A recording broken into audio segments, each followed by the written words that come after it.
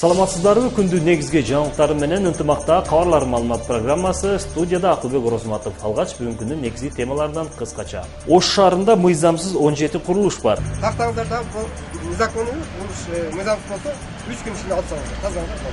Ош шаардык тазалык ишканасы калаада рейд жүргүздү. Административ негизде чара колдонуп жатышат. Баткен облусунун аймагындагы Согмент айылында заманбап тиш эмканасы ачылды. Ош шаарында архитектуралык уруксаты жок 17 мыйзамсыз курулуш бар. Анын көпчүлүгү бүткөрүлүп, азыр пайдаланылып жатат. Ошол эле учурда ушул тапта айрым мыйзамсыз берген имараттардын курулушу жүрүп жаткан чагы.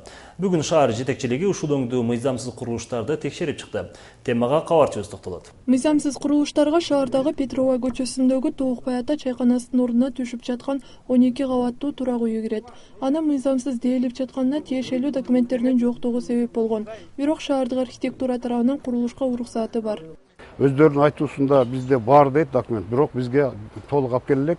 Биз тараптан эч кандай көзөмөлгө алынбай атат. Бул конструкциясы кандай кетет, өзү мыйзам боюнча ар бир курулуш башталуунун алдында бардык документин бизге алып келип, экотехник инспекцияга келишим түзүп, ошол келишим негизинде биз берге приказ негизинде ар бир курулушка инспекторлорду дайындап, ал инспекторлор нолевой отметкадан баштап, жер иштеринен баштап көзөмөлгө алыш керек эле. Негизи бул курулушка ушул жылдын 15 майында ишти токтотуу боюнча көрсөтмө берилген, бирок бүгүнкү күндө курулуш иштери жүрүп жатат. Андыктан Кыргыз Республикасынын административдик беренелери боюнча Экотех инспекциясынын курулуш көзөмөлдөө бөлүмү тарабынан иш козголуп, сотко өткөрүлгөн. Прокуратура тарабынан текшерүү жүргүзүлгөн.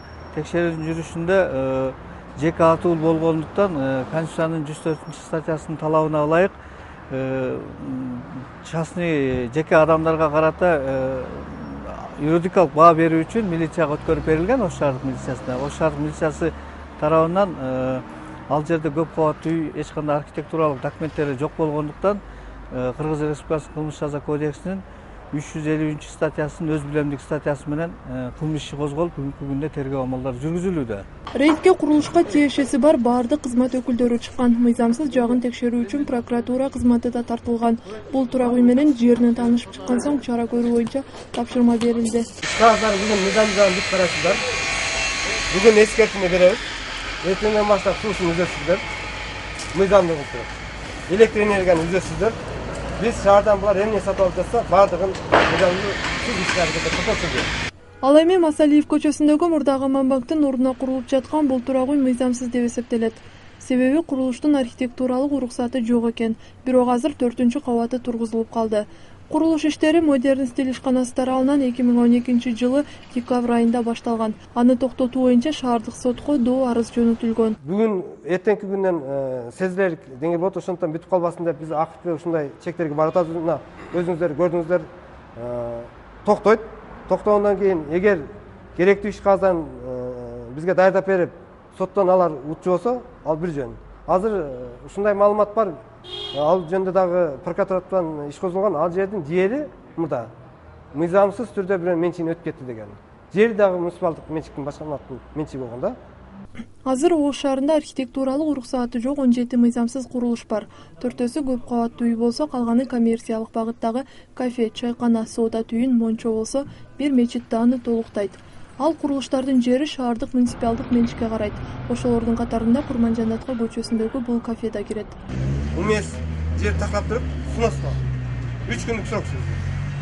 Тактаңыздарда бул незаконный курулуш мыйзамсыз болсо, 3 күн ичинде алып салыңыздар. Тазалаңыздар болду. Кийинки тагдыры сот чечимине ылайык чечилет. Назгүл Ахунова, Нурсултан Абдыкерим уулу, Ынтымак. Орусиядан Казакстан аркылуу Кыргызстанга ташылып келе жаткан 1000 вагонго жакын мунайдын кармалышы өлкөдө күйүүчү майдын кымбатташын шарттады. Мындай билдирүүнү бүгүн Кыргызстандын нефтетрейдерлер ассоциациясы таратты. Билдирүүдө айтылгандай, учурда Казакстандын Лугое темир жол станциясында 500 вагон, Кыргызстанга алып келаткан дагы 400 вагондон ашык күйүүчү май Орусия менен Казакстандын чек арасында кармалып турат. Казакстандын бажысы өз өкмөтүнүн сыртка мунай ташууга чектөө киргизген токтомун жүйө кылып кармап жатат. Бирок нефтетрейдерлер ассоциациясы муну негизсиз деп баалоодо. Анткени аталган мунай Казакстандан эмес, Орусиядан ташылып келе жаткан. Мунайдын кармалышынан улам апрелден бери өлкөдө АИ 92 жана АИ 80 маркасындагы бензин 2 сомго, дизелдик отун 3 сом 50 тыйынга кымбаттады. Бул маселе чечилбесе өлкөдөгү күйүүчү майдын дагы кымбатташына шарт түзүшү мүмкүн. Буга чейин ассоциация өкүлдөрү кыргыз жана казак өкмөттөрүнө бул маселени чечип берүү өтүнүчү менен кайрылган. Бирок маселеде жылыш жок. Ошондуктан ассоциация өкмөткө бул маселени чечүүгө көмөк көрсөтүүнү суранды. Бүгүн Ош тазалык муниципалдык ишканасы калаада рейд жүргүздү. Анда шаардын көчөлөрү текшерүүгө алынып, аталган мекеменин кызматкерлери мыйзамсыз делген аймактарда да таштандылар өрттөлүп жаткан учурларды аныкташты. Шаардын калган аймактарында таштандылар кандай тазаланып жаткандыгы тууралуу кийинки материалда сөз болот. Шаардагы Привокзальный 54 көчөсүндөгү ар кандай буюмдарды сактоочу компаны Мехти Абдулхабилов ижарага алышты этет. Ал бүгүн кампадан чыккан таштандыларды өрттөп жаткан. Бул учурда тазалык муниципалдык ишканасы рейд жүргүзүп, жеке ишкердин өз билемдиги менен өрттөгөнү мыйзамсыз экенин айтышты. Биз өзүбүз күбө болуп, бул жерде таштандыларды чогултуп, өрттөп, бул шаардын тазалыгын бузуп, кандайдыр бир жыттарды чыгарып, ушундай иштерге күбө болдук өзүбүз. Бул иштерди биз административдик чараларды көрөбүз. Рейдтин жүрүшүндө шаардык тазалык муниципалдык ишканасынын кызматкерлери Сеул маркетинин кампасынан чыккан таштандыларды кароого алышты. Ал жерде да бир топ таштанды чукурга толтурулуп топтолгон. Ээси жеке ишкер Азамат Сопиев буга чейин шаардык тазалык ишканасы менен келишим түзгөн эмес деген. Мындан ары макулдашып иш алып бараарын айтты. Биз бул мусорду түшүнбөппүз, билбеппиз, мурунтан чогулуп калган. Мына жакшы келипсиңер. Мындан ары догор түзүп алдырабыз. Иштешебиз чогуу. Мындан сырткары Мониев көчөсүндөгү номер 1 жүргүнчүлүк автобазасынын аймагы текшерилип, аталган жерде да чогулган таштандылар бар экени аныкталды. Автобазанын ээси бул мезгилде башка жерде болгондугуна байланыштуу жыйналган таштандылардын эмне себептен тазаланбаганы тууралуу маалымат берген жок. Ал эми шаардык тазалык мекемесинин кызматкерлери мындай көрүнүшкө алып келген ишкерге атайын актыларды түзүп, шаардык мэрияга өткөрүп берерин билдиришти. Рейдтин жүрүшүндө өз билемдик менен акыр-чикирлерди күйгүзгөн же аны топтоп жагымсыз жыттын пайда болушуна себепкер болгон ишкерлерге акт түзүлүп, айып акча салына турган болду. Буга чейин биз административдик чараларды көрдүк. Мэрия тарапка кайрылганбыз. Мэриядан өзүнүн комиссия түзүлгөн. Ошол комиссия административдик негизде чара колдонуп жатышат. Рейдтин жүрүшүндө өз билемдик менен акыр-чикирлерди күйгүзгөн же аны топтоп жагымсыз жыттын пайда болушуна себепкер болгон ишкерлерге акт түзүлүп, айып акча салына турган болду. Мындай учурларга кептелбеш үчүн шаардык тазалык ишканасы мекеме менен келишим түзүүгө чакырат. Бүгүнкүдөй рейд шаардын тазалыгы үчүн ар бир жумада өткөрүлүп келет. Алтынай Балтабаева, Заир Абдыкеримов, Нурсултан Абдыкерим уулу, Ынтымак. Ош шаарында учактарды күйүүчү май менен камсыз кылуучу АККА компаниялары тобунун жаңы мекемеси ишке киргизилди. Ал жерде күйүүчү май коюучу 4 кампа курулуп, май ташуучу 2 автоунаа алынып келинген. Май сактоочу кампалардын биринчисине 100, экинчисине 200 жана үчүнчү кампага 10 000, төртүнчүгө 20 000 тоннадан күйүүчү май сактоого болот. Колдонулган аппараттар Америкадан алынып келинген жана күйүүчү майларды колдонууга берилерден алдын атайын өздөрүнүн лабораториясында текшерүүдөн өткөрөт. Аталган компанияны ачууга жалпысынан 60 миллион сом акча каражаты сарпталган. Мындан ары бул компания учактарды күйүүчү май менен камсыз кылмакчы. Жаңы ачылган ишканада 50 кызматкерге жумуш орну түзүлгөн. Юкта биринчи жолу Ош Жалал Абад Баткен облат мындай акыркы модельдеги лабораториябыз болду. Биздин негизги максаты, кызматыбыз бул жакка келген самолетторду, учактарды авиатопливо менен камсыз кылабыз. Апрель айында баштаганбыз. 3 айдын ичинде ушул 60 миллиондун негизинде акча власть этип, барды өзүңүздөр көрүп чыктыңыздар. Кудай кааласа жумуш менен камсыз кылып, Кудай кааласа мындан ары дагы ишибиз жакшы болот. Баткен облусунун аймагындагы Сох анклавына жакын жайгашкан Согмент айылында заманбап тиш эмканасы ачылды. Муну менен алыскы айылдагы элдин дагы бир муктаждыгы чечилди. Толуу айылдагы 4000ден ашуун элди тейлөөгө жаш тиш дарыгери дайындалды. Кененирээк аймактык кабарчыбыз Медер Ниязалиев кеп салат. Баткен районунун Газ жана Согмент айылдары район борборунан 50 чакырымдан ашуун аралыкта жайгашкан. Айылда буга чейин тиш эмканасы болгон эмес. Жашоочулар Сох анклавын аралап жакынкы айылдардагы ооруканаларга барышкан. Бул көп жылдан бери жок эле. Анан сырттан баягы жумасына бир жолу келип иштей турган врачтар келип иштечү эле. Башка күндөрү жок болуп жүргөн, көп жылдардан бери жок. Мурда дайыма Баткенге барып жүргөнбүз. Анан бир жерде Таянда бар, айыл өкмөтүнүн аймагында. Таян бөлүмү биздин мына Газ Согмент айылдарга кичине тескерилик кылат. Каттообуз кыйыныраак, Өзбекстандын чек арасы аркылуу каттап жүргөнбүз. Азыр эми Баткенге дайым барып жүргөнбүз. Эми өзүбүздүн айылда ачылып калганы эл үчүн абдан жакшы маселе болуп турат. Айылдагы жаңыдан ачылган тиш эмканасына керектүү медициналык жабдуулар Баткен облустук тиш дарылоо бейтапканасынын өз каражатына алынган. Бардык айыл кыштактарда, поликлиникада бардыгы азыркы талапка жооп берген установкалар менен жабдууланган. Мындан тышкары биз эмки жылы мына быйыл Аксайда кандай окуя болду. Ошо Орто Боз деген кыштак бар. Ошого дагы эмки жылы ушундай кабинеттерди ачсак деген планга киргизип койгонбуз. Кудай буйрса, заман тынч болсо, ачабыз деген үмүттөбүз. Баткен район кошуна өлкөлөр менен чектеш айылдарындагы чыр-чатактардан улам жергиликтүү тургундардын жашоо шартын жакшыртуу максатында социалдык жана медициналык мекемелерди куруу иштери колго алынган. Акыркы 2 жыл аралыгында Баткен районунун алыскы айылдарында 10го жакын медициналык тейлөө жайлары пайдаланууга берилди. Алыскы айылдарда, чек араларда мурда болбогондой бир аябай шарттары менен эң сонун ФАП курулган. Бүгүнкү күндө ал иштеп жатат. Эл калкка кызмат көрсөтүүдө калктын бир чоң муктаждыгы аткарылган. Ошол менен биргеликте 2013 жылы биз жалпы 6 айылда ФАПтарды Кызыл Крест коому менен биргеликте, айыл өкмөттөрүнүн жардамдары менен биргеликте дагы бир 6 заманбап ФАПтарды ачып алууга жетиштик. Айылдык ооруканалар ачылганы менен дарыгерлер жетишпейт. Же болбосо алыскы тоолуу айылдарга барып иштөөнү каалабайт. Ал эми Минтип Цогмент айылындагы жаңы тиш эмканасына жаш дарыгердин өз каалоосу менен келиши кубанычтуу көрүнүш. Медер Ниязалиев, Рыспек Мазайыт уулу, Ынтымак, Баткен облусу.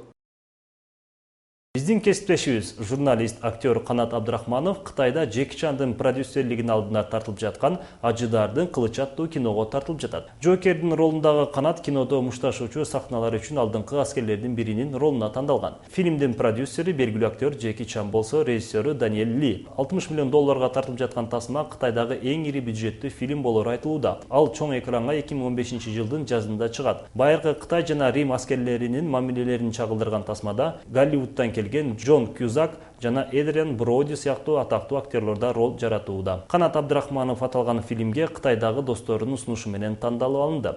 Бул тууралуу актер өзү маалымдады. Ал буга чейин Бакыт баасы, Соолуган гүлдөр 2 жана Салам Бишкек тасмаларына тартылган болчу. Эске салсак, Канат Абдрахманов журналист катары өзүн көрсөтүп, Кыргыз улуттук кабар маалымат агенттигинде Ош облустук мамлекеттик администрациясынын маалымат кызматында эмгектенген. Ал 1989 жылы Ош шаарында туулган. Жалал Абад областынын алыскы Чаткал районунда өрткө каршы күрөшүү мамлекеттик кызмат бөлүмүнүн жаңы имараты ачылды. Буга чейин аталган кызматтын жумушчулары туруктуу жумуштук мекемеси жок болгондуктан ар кайсы эскирген бош имараттарда баш калкалап келишкен. 1 жыл мурда башталган жаңы имарат бүгүнкү күнү аяктап ишке берилди. Бул тууралуу кененирээк аймактык кабарчыбыз Талгат Бакиевдин материалында.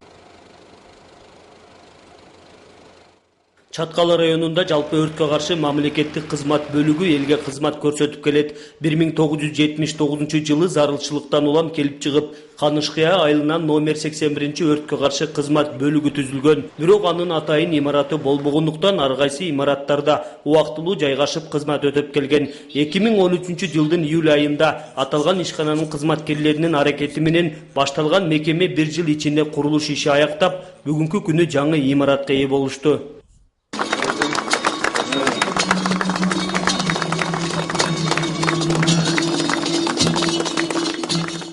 Бул имарат эскилиги жетип, иштөөгө шарты толук мүмкүн болбой келген. Чаткал району боюнча дегеле айтсак, бул биздин типовой пожарный биринчи жолу биздин тарыхыбызда курулуп атат. Биз мындан ары ойлоп кетебиз эми.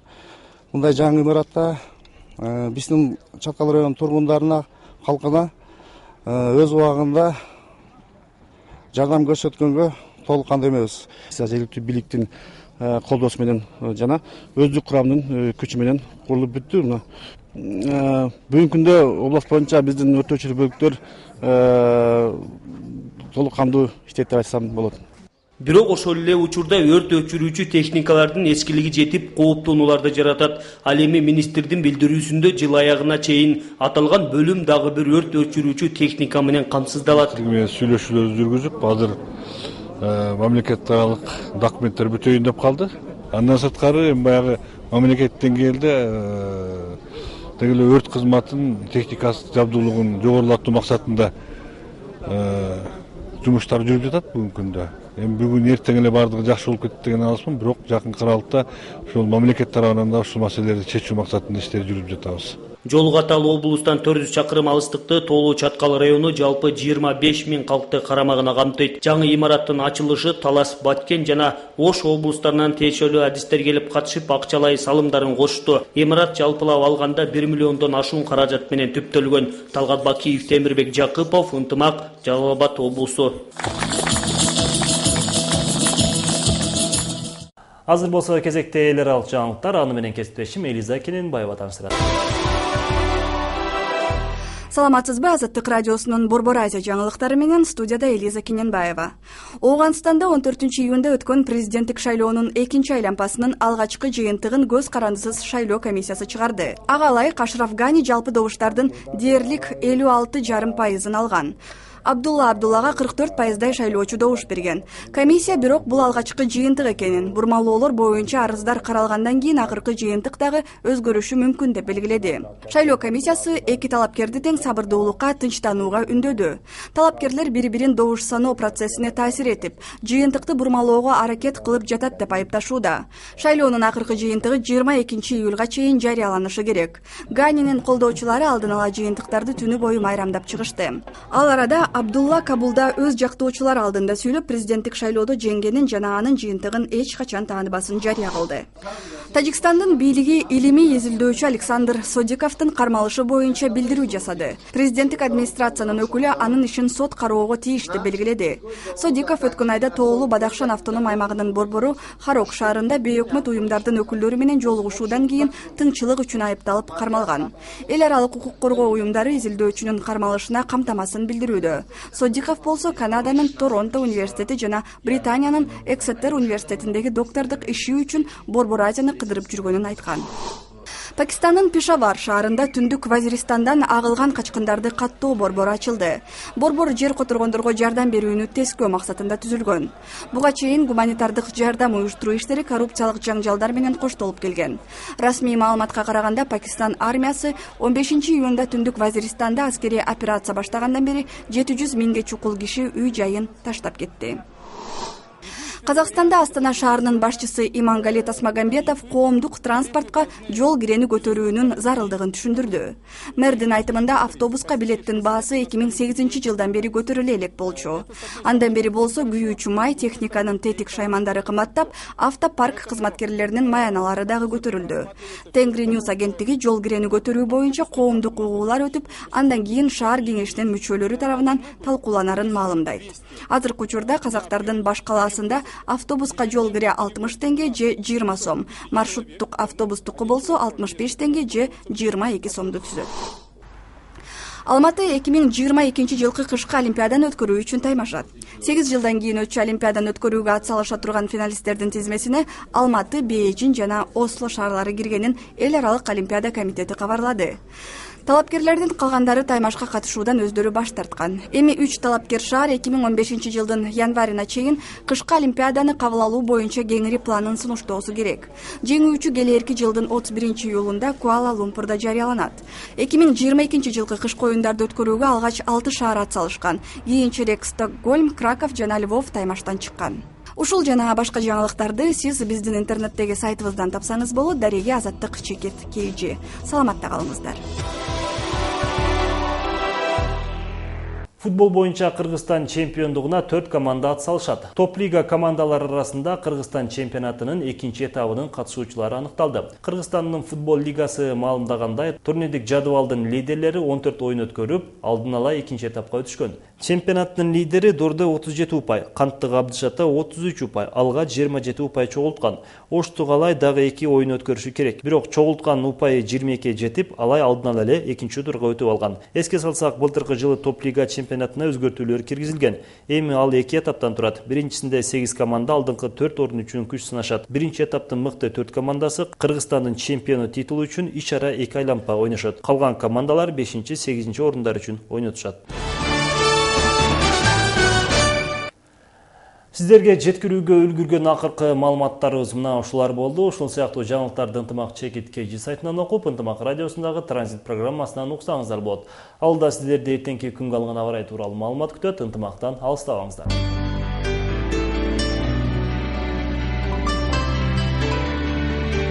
Саламатсыздарбы? Эртеңки күнгө алынган аба ырайы менен тааныша алыңыздар.